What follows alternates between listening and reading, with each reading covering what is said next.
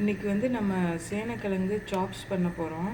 அதுக்கு முதல்ல வந்து சேனைக்கிழங்கு இந்த மாதிரி க்யூப்ஸாக கட் பண்ணிக்கோங்க. ஈவனாக கட் பண்ணி வச்சுக்கோங்க. இதை வந்து என்னென்னா கொதிக்கிற தண்ணியில் போட்டு ஒரு ஹாஃப் பாயில் ஆகிற மாதிரி போட்டு எடுத்து வச்சுக்கோங்க. இப்போ இந்த சேனைக்கிழங்கு வந்து ஹாஃப் குக் பண்ணி எடுத்து வச்சுருக்கேன் கொதிக்கிற தண்ணியில் போட்டு. இதை வந்து இப்போ எண்ணெயில் போட்டு பொரித்து எடுக்க போகிறோம். எண்ணெய் சூடு பண்ணி வச்சுருக்கேன்.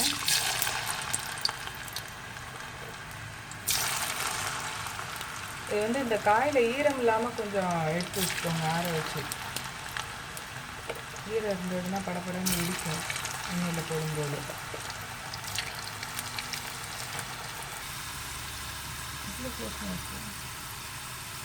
இப்போ இது நல்லா பொரிஞ்சிருச்சு, இதை எடுத்துடலாம். இந்த சேனைக்கிழங்கு வந்து எண்ணெயில் போட்டு ஃப்ரை பண்ணி எடுத்து வச்சுருக்கேன். இப்போ இந்த சாப்ஸுக்கு தேவையான பொடி என்னென்னா, ஒரு ஸ்பூன் வத்தப்பொடி, ஒரு ஸ்பூன் மல்லிப்பொடி, கரம் மசாலா ஒரு அரை ஸ்பூன், மஞ்சப்பொடி கொஞ்சம், உப்பு தேவையான அளவு எடுத்துக்கோங்க. ஒரு ஸ்பூன் அளவுக்கு இஞ்சி பூண்டு பேஸ்ட்டு, தாளிக்கிறதுக்கு கடுகு உளுத்தம்பருப்பு, கருவேப்பிலை. இப்போ வந்து எண்ணெய் சூடு பண்ணி வச்சுருக்கேன். இதில் கடுகு உளுத்தம்பருப்பு சேர்த்துக்கலாம்.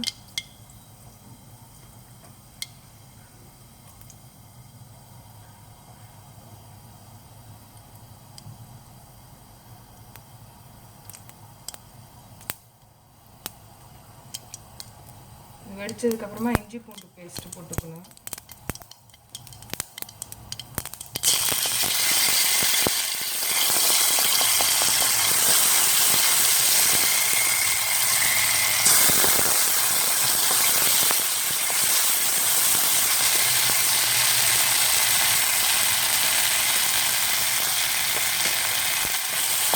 கருவேப்பிலை,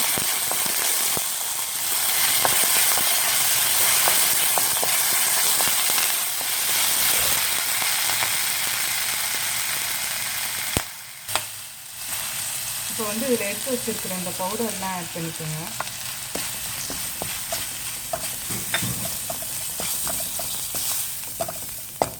இப்போ ஒரு அரை டம்ளர் 1/4 டம்ளர் கிட்ட தண்ணி ஆட் பண்ணிக்கோங்க இந்த பவுடரில், இந்த மசாலுக்கு.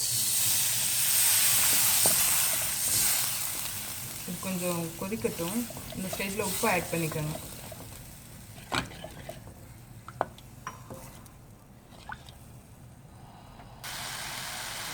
இப்போ இது வந்து ஒரு கொதி வந்துருச்சு. இப்போ நம்ம ஃப்ரை பண்ணி வச்சுருக்க இந்த சேனைக்கிழங்கு உள்ளே ஆட் பண்ணிக்கோங்க.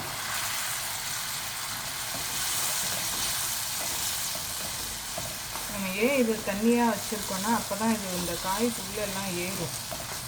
உப்பு காரம் அந்த மசாலெல்லாம் அப்போ தான் ஏறும். நம்ம அந்த திக்காக வச்சுருந்தோன்னா இது மேலே மட்டும்தான் அந்த டேஸ்ட் இருக்குமே தவிர காய் உள்ளெல்லாம் அது இறங்காது. அதுக்காக தான் கொஞ்சம் தண்ணியாக வச்சுருக்குது.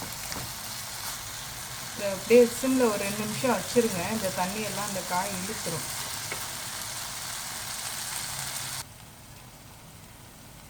இப்போ அந்த கிழங்கு வந்து நல்லா அந்த மசாலில் ஊறிடுச்சு, எண்ணெயும் வெளியே வர ஆரம்பிச்சிருச்சு. இப்போ நிப்பாட்டிடலாம். நம்மளோட சுவையான சேப்பங்கிழங்கு சாப்ஸ் இப்போ ரெடி ஆகிடுச்சு. நீங்களும் இதை வீட்டில் ட்ரை பண்ணி பாருங்கள். பார்த்துட்டு எப்படி இருந்ததுன்னு சொல்லுங்கள்.